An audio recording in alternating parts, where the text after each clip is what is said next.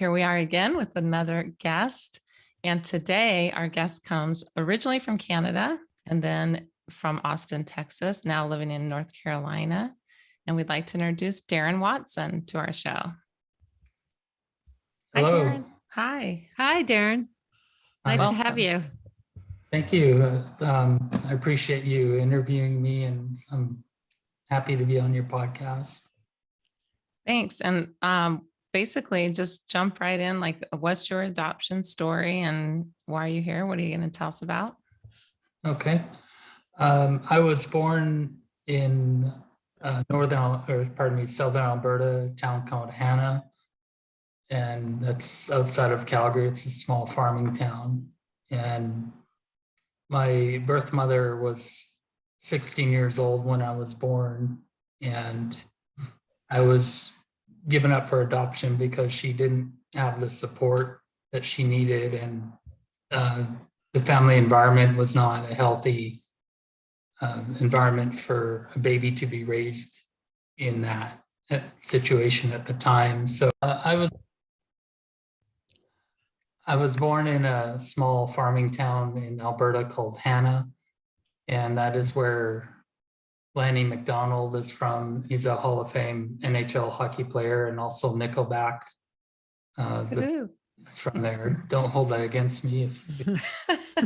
I was born in July of 1970, and my mother at the time was 16, and the home environment wasn't safe for a baby to be brought into. And so I was relinquished at birth, and then I was put in foster care for nearly 7 months. And then my adopted parents lived in Northern Alberta, and they came to get me in February of 1971. So I lived in a small town called Peace River, about 300 miles north of Edmonton. And my parents had my sister before me. She was born from them, and she and I were only 7.5 months apart. And so I grew up in Peace River, and I had some questions when I was young. My parents would tell me about my adoption story as early as 3 years old. And when I was 6, we went to Hannah for a visit, and I saw the hospital where I was born. I remember seeing the name of the doctor.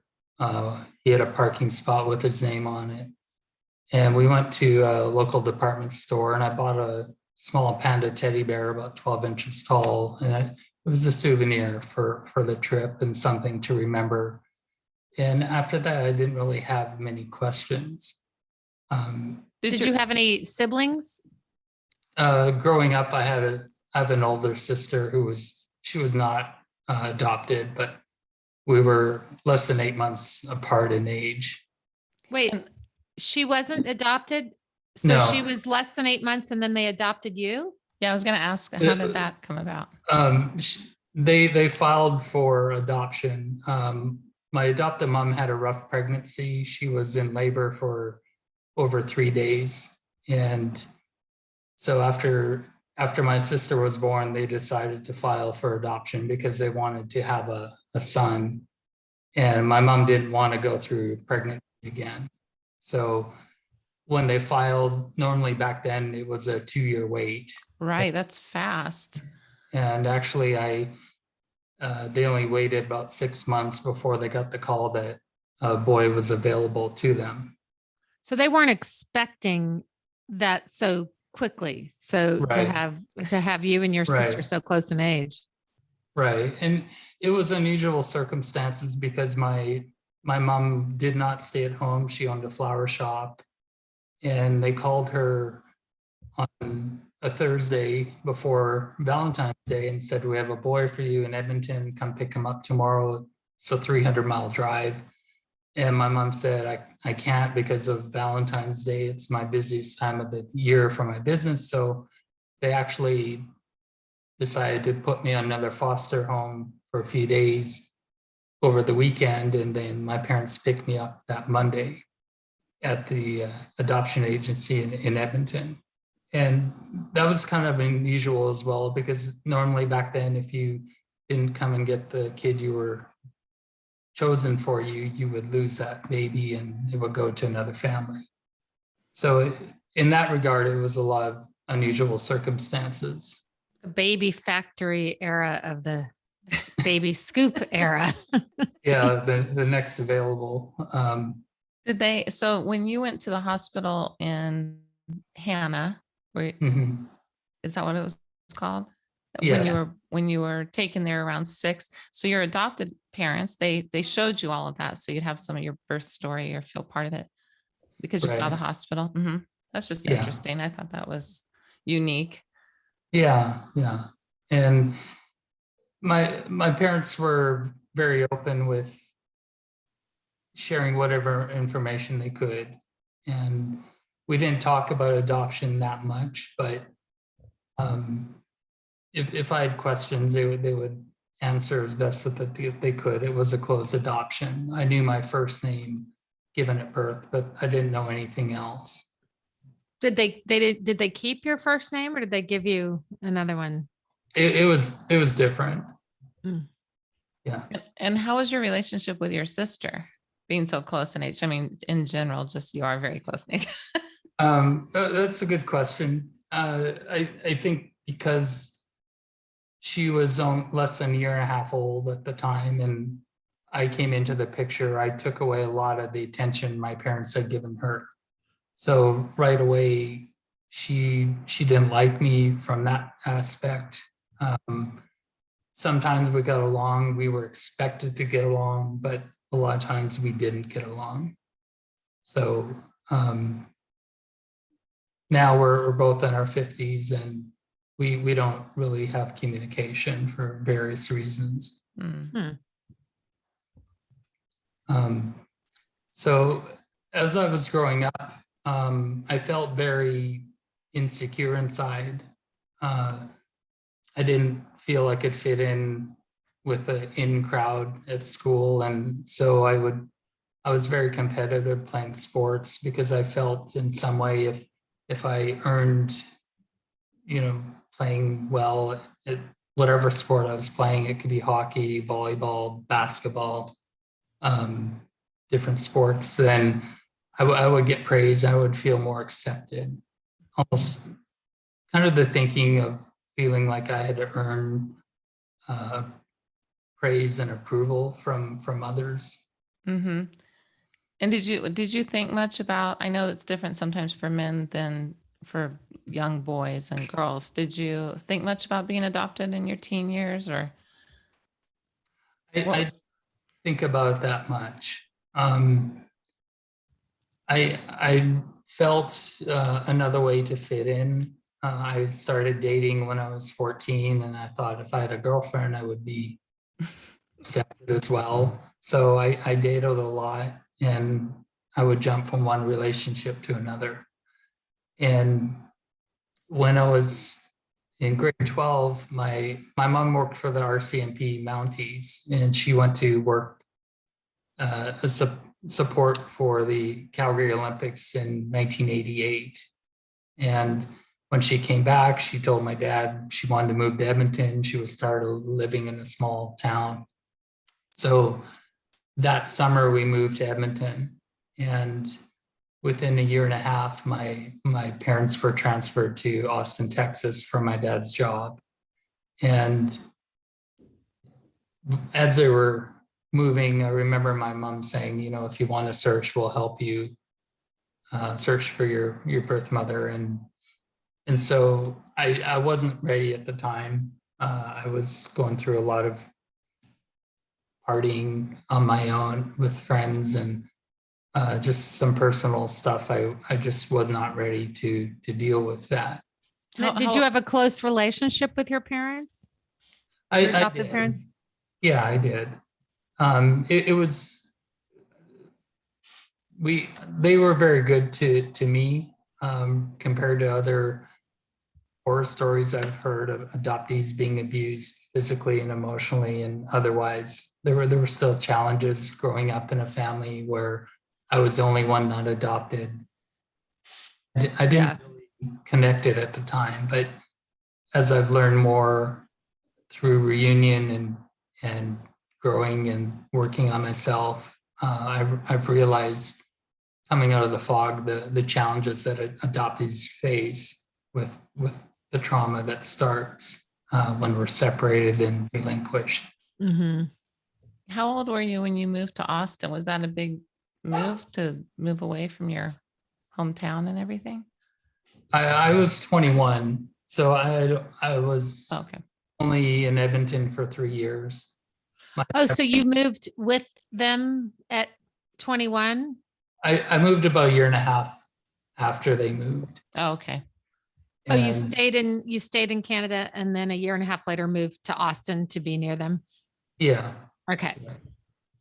So I was going through a lot of personal things, and I was not caring for myself. I was drinking a lot. I was going from one relationship to another, and I realized how destructive my life was. I wasn't doing drugs or anything like that, but I just felt very insecure. And then I moved to Austin, started going to school and working for my dad. And after a couple of years, I went through a painful breakup, and I realized at the time I couldn't go through the same pattern of going from one relationship to another because it just wasn't working for me. And I quit drinking, and I got into a 12-step group that helps with relationships and stuff like that. So that was in January of 1994 that I began that path. So How many old- adoptees have I those know. substance issues, myself included. I relate. So Yeah, How old were you when you went through this? I was 23 when I started. And so that was January of 1994. And then that June, I was seeing a regression therapist at the time. And I had one session where I went back to when I was conceived, and then I was in my mother's womb when I was born, and then taken to foster care. And it was a very powerful session because I could experience everything that had been going on with me at that time. And when I was born, I remember in the session, I was screaming for my birth mother to hold me, and she didn't. Wow. All that trauma that was hidden in there came up, and I was able to process some of it. And then when I was taken to foster care a few weeks later, I remember feeling terrified, and I didn't know why at the time. And the really unique thing about that session was it was on June 17th, and that was actually my birth mother's 40th birthday in 1994. And I hadn't even started looking for her, but I just realized later the date and how significant that must have been.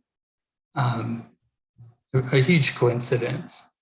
And then a few weeks later, I turned 24, and my adopted mom gave me a copy of Journey of the Adopted Self. we're reading that now. We're discussing it in this season. Yes. And I looked inside the book. She wrote a few sentences in there. And I was just, even with all that support from her, from my adopted mom, I was just too terrified to read the book. And so I put the book down, and I didn't open it for a whole year until I turned 25. And when I started reading the book, I could identify with so many things that Betty Jean Lifton had wrote. And I thought, okay, this is something I need to do, is to start searching. And I didn't know exactly how to do it, but that August of 1995, sorry, I wrote the Alberta government to get my identifying information. And on October 2nd that year, I opened the mail, and there was an envelope from them. And I took the envelope, and I went to a local adoption support group with Adoption Knowledge affiliates in Austin. And I opened the envelope, saw my full birth name, and I just kept staring at it. And luckily, some of the founding members were there and also a search angel. And she offered to put my information on the internet on some search sites. And I agreed to it. I was really skeptical. I didn't know much about the internet and I didn't think it would help. But in actuality, it was the right choice to find my birth mother. I got a call that weekend saying another search angel in Canada had found my birth mother, left a message, and it was actually Thanksgiving weekend in Canada. It's in early October. So that Monday, October 9th, I got a call from the search angel. He said, I left her a message. I have to hear back from her. I can't give you her information. She may not want to talk to you, so don't get your hopes up. I think it's just to interrupt for a second. You were so young to really have this support. Even just reading the book that young is, we're reading it now and we're not that young, but I mean, just, I'm fascinated by that you had these search angels and an adoptive community that you were part of. Mm-hmm. We're just finding that now. I think it's great. It's really, really gives you a leg up on the rest of your life. Yeah. And doing regression therapy so young. I know. Yeah, that was quite interesting, the regression therapy. And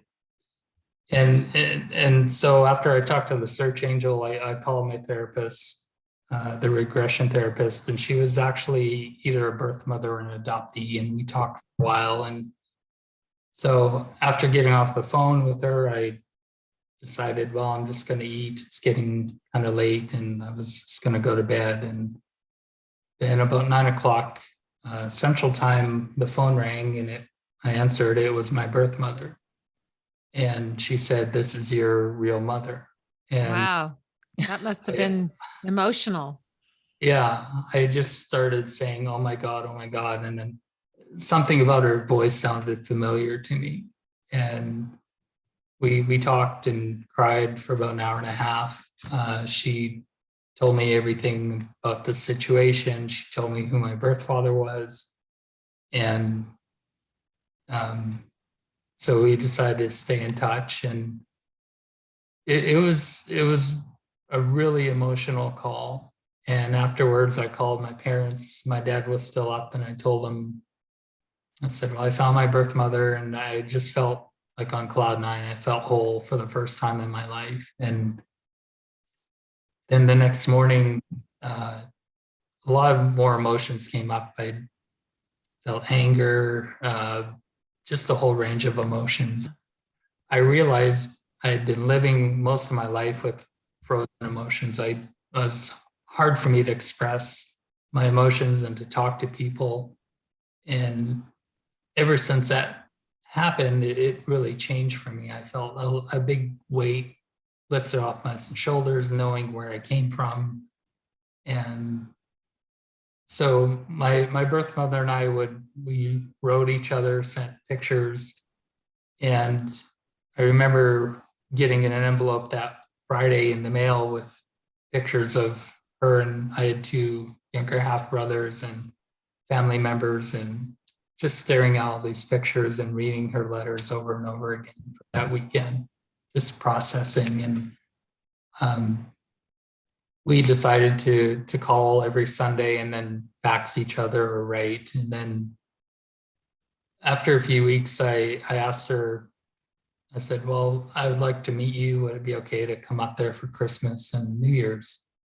And she talked to her family, and they agreed to it. So I went up there on December 21st. I flew to Calgary, and we met at the airport and hugged for the first time.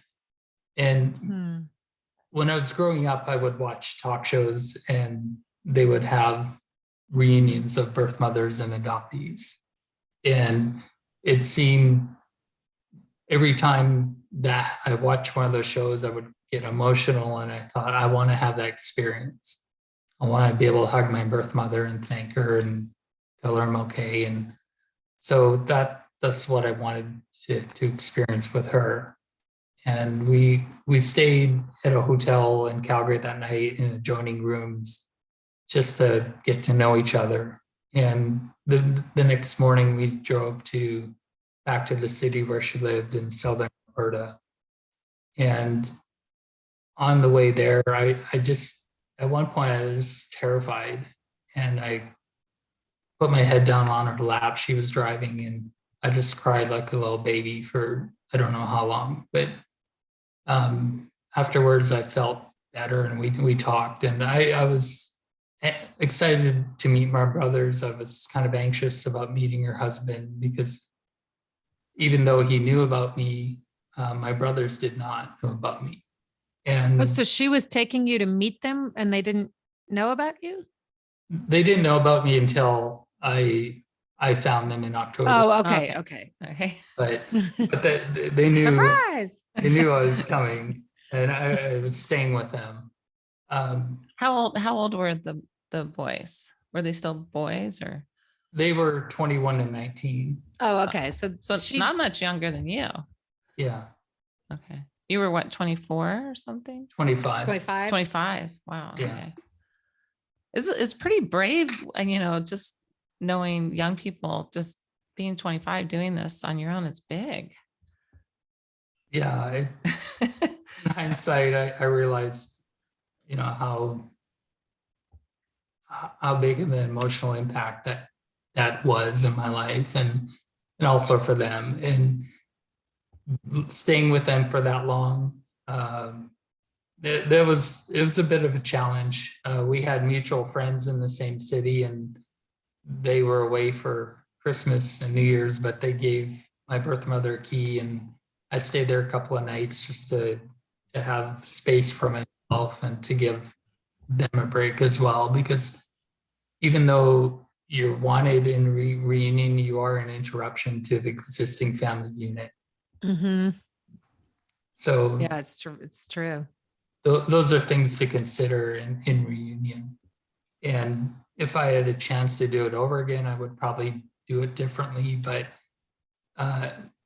when it's so surreal when the emotions take over, and you just want to be able to have that moment, meet your birth parent or family members that you've never known for most or all of your life up to that point.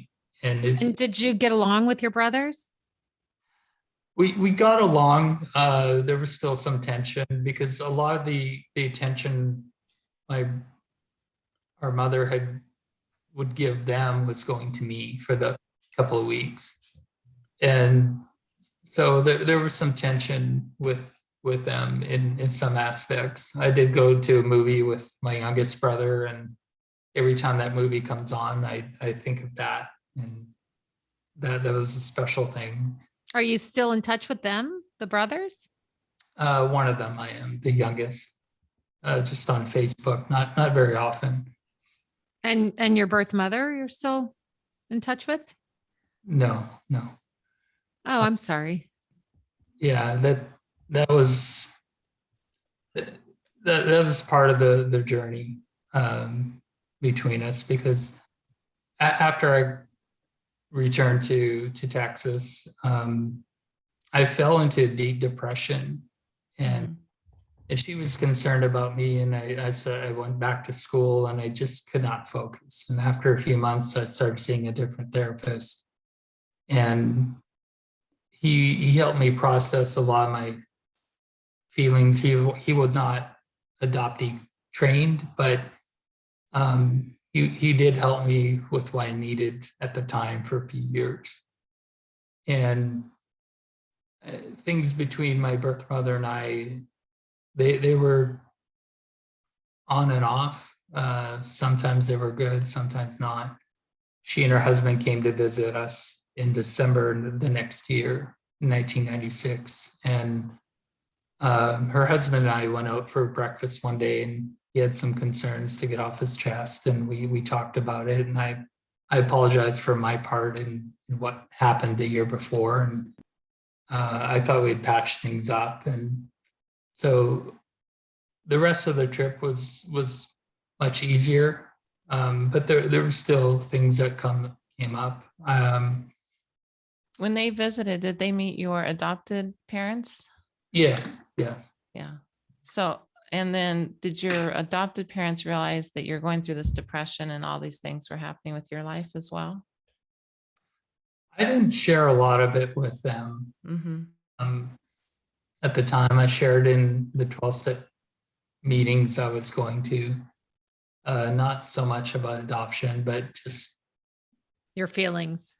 trying to process things. And we even went to the monthly adoption knowledge affiliates meeting, my parents, my birth mother and her husband. And so that was interesting. But then they went back to Canada, and then that spring I met someone in my 12-step program. I would stop dating for a few years just to kind of get to know myself. And I met someone who we ended up being friends, but my birth mother seemed to be jealous because I was spending time with my new friend and not writing her as often as I used to. And so I think there were some issues that came up. It's funny, the whole reunion thing, we've learned so much from guests that, people think, oh, you're in reunion, everything's going to be really great. But then yes, that can be very short-lived, and yeah, no one really has I mean, I know you're actually a reunion coach, but there's no blueprint. There's no blueprint, and most people enter it with very little knowledge of what to do. And yeah, and I think part of it is, what society shows is a happy Kodak moment in a stage, if adoptees could even get to that. But what I've found through my experience and listening and talking to other adoptees, what happens after the initial meeting, that's where the real work comes up, because of the traumas there. The honeymoon stage is gone. One or both of the parties start to pull back, and there's just a whole lot of chaos and drama that can go on. And I was in a adoption panel a few weeks ago, and one of the participants, attendees, he posted in the chat up to 80% of reunions don't work out. I didn't realize that number was so high. It's a high Yeah, number. I didn't either. And it doesn't surprise me. I was thinking maybe half of them don't work out, but that can be what is working out. It could be different for many different situations. God, it's just highlights so much for lack of a better word, like the loneliness of the adoptee, right? I mean, just floating through life as a younger person, really not feeling super connected. I mean, it's sad. It is. Because I think we have this fantasy expectation of what things will be like possibly when we meet our birth family, and especially our birth mothers. And most of the time that fantasy does not fit reality. And that was definitely the case for me, because, there were times during a reunion, I thought things would be great. And then my birth mother would send me a letter, usually several pages, and she would be angry and making up things that just weren't happening, or assuming things that weren't true. Sounds like she had an expectation or fantasy of what it would be like as well. I think that's a fair statement. Did you find your I'm sorry to interrupt, did you find your birth father that she had given you the name? Or I did write him. She also wrote him. They're actually third cousins. And they lived about 30-40 minutes apart growing up. He He's a farmer and owns a big farm in the area he's in, but he has never acknowledged me. Oh, Hmm. I do have 3 paternal brothers at the time when I found him, and I found out later he was going through a pretty nasty divorce with his first wife, and but in 2009, I decided one day I just wanted to contact my brothers. So I looked on Facebook and I found 3 of them with the same last name as my birth father, and I messaged one of them. I sent him actually a Facebook request, a friend request, and he wrote back and said, "Well, how do we know each other?" I said, "Well, here's the story." So I told him about my birth mother and our father.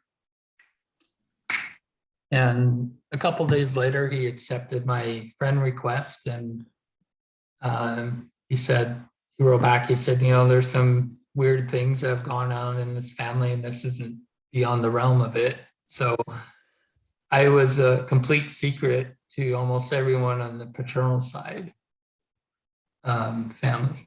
But it sounds like he was welcoming. My brother was, yes. Yeah. And so are you still in touch with him? Yes. He and I actually talked a couple of Sundays ago. It was National Siblings Day, and we actually talked for over 4 hours. Wow. And have you met in person? We did meet in 2011. He lived in another city at the time with his wife at the time. And I met them at their townhome, and I gave him a ride back to the family farm. And so we spent 3 hours together, and it was just incredible. At one point, we stopped at a general store in the town close to their farm. And as I was walking out, I felt some grief come up. And I thought, okay, what am I going to do? Am I going to cry in front of my brother, or am I going to stuff my feelings? So as we got in the car, he got in the passenger seat, and I opened my door on the driver's side, and I knelt down. I said, "Sorry, I just need a minute." And I cried for a couple minutes, and he said, I don't know what you're going through, but it's okay. Mm-hmm. And your dad, your biological dad, is he still alive and still doesn't acknowledge you? Both, yeah. Yeah. I've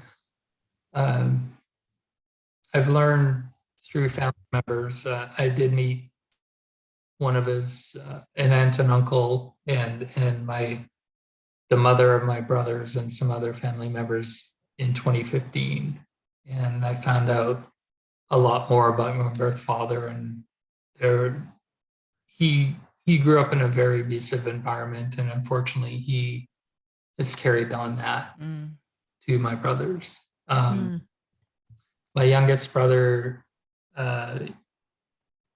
he committed suicide that year in November 2015. I didn't meet him. I was kind of afraid to, because of some things that were going on in his life at the time. And I know that was very painful for the brother I did meet initially, and the other family members. Well, yeah, sure. I can imagine. Lots of tragedy. Yeah. Sounds like.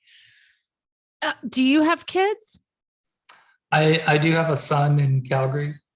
He is 31, and I have 2 grandkids. And are you close? And was that one of those, when you had your first biological child, like, did you have that deep connection like we all feel? Well, not exactly initially. I was an absentee father with my son until he was almost 9. We met for the first time. And after that, we were close. He would visit a couple times a year, or I would go up to Canada and see him. And he met my birth mother a couple years after I did. And so I made amends to his mother and to him as much as I could at the time back many years ago, but we do have contact, but not a whole lot right now. How did you tell us a little bit about becoming an adoption reunion coach, and how long have you been doing that? Okay.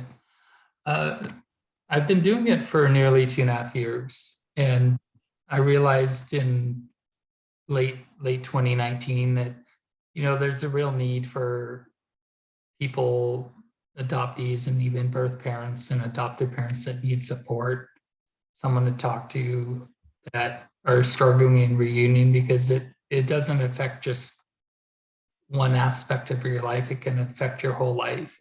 Yeah. Your work, your personal relationships, your health.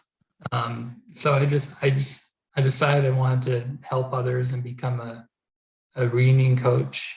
And coaching is designed to get people to uncover the answers they have within themselves.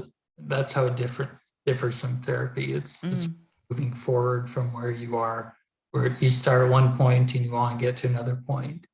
And so through coaching, I help people with their thinking, their belief system.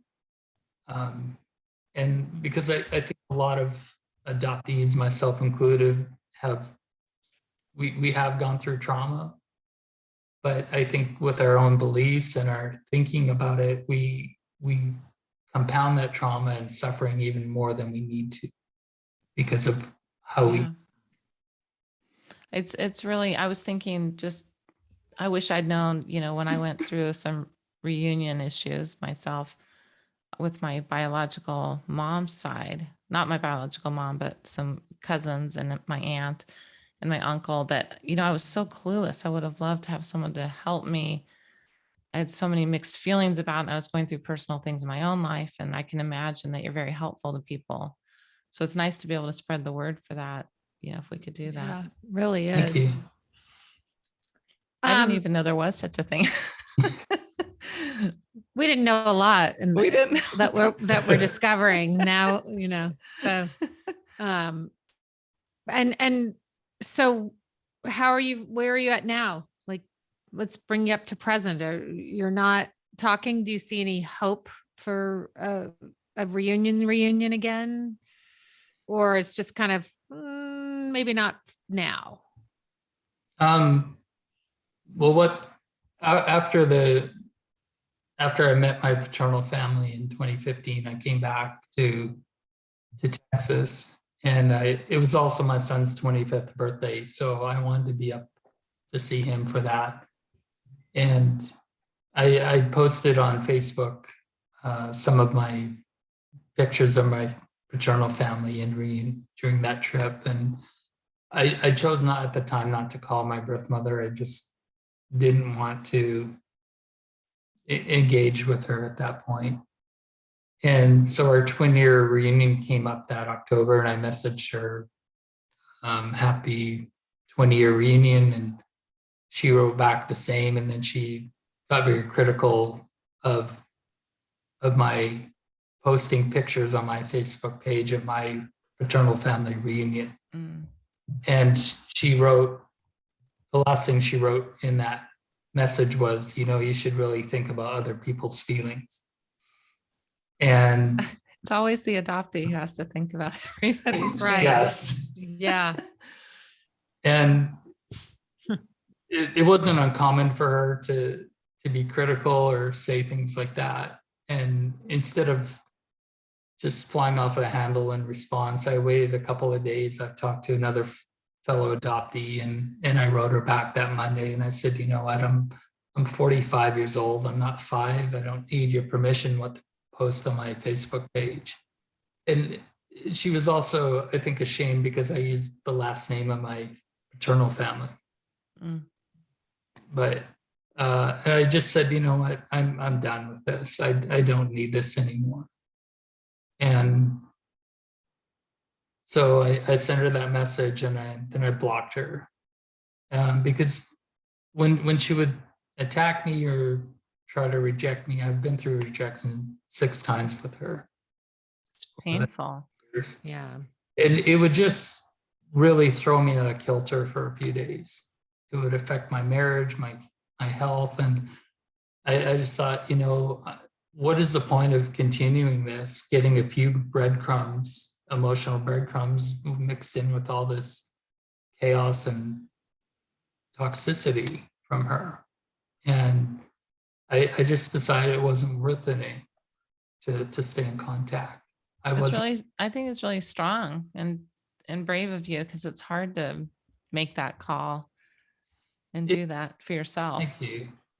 It was, but she had gotten to the point where a couple years earlier, she was over being a birth mother, didn't want to talk about adoption anymore. And I thought, well, that's our connection. It's not like you can just not play that role. Right. So she did call a couple of weeks later and left a message, and I just didn't want to listen to it.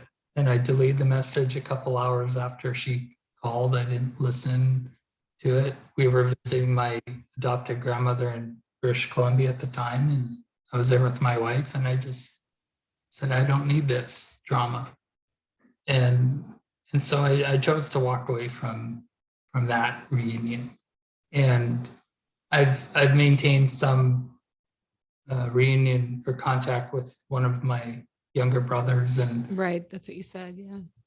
And over a year ago, one of my maternal brother or uncles messaged me on Facebook, sent me a friend request, and we chatted for about a year, and then he passed away this January from cancer.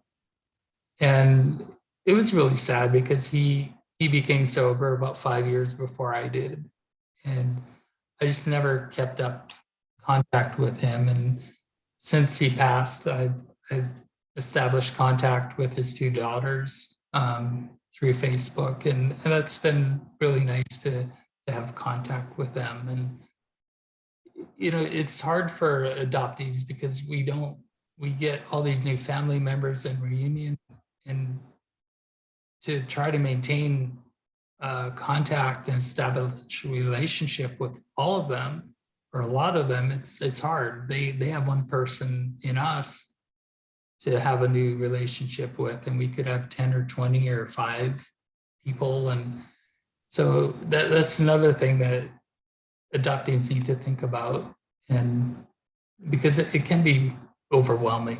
I'm glad you brought that up, because I felt that way a little bit. And I don't know if Sarah did too, but you do have many relationships you're learning, and you're just the one focus for other people. And it's a little bit, it was overwhelming for me. And I think in a way I'm listening to all these stories, and I was just thinking how, I think in a weird, fortunate in a way. I mean, unfortunately, Tilda, my first mother, died in 2009, but I had I met my sisters when they were young, 13 and 15, and they came to stay with me. I've already talked about this, but, and so I feel very, very close to them emotionally,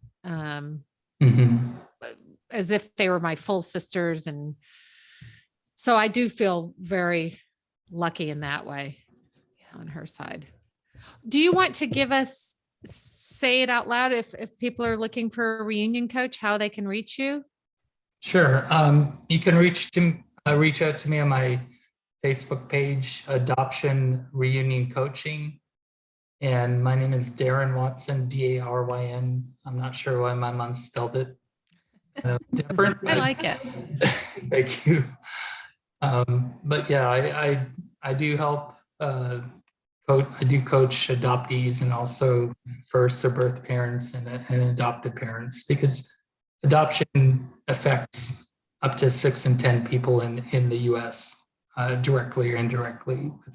Even though adoptees are only 2 or 3% of the population, it just goes, the whole constellation goes much further than just us or the triad. Yeah.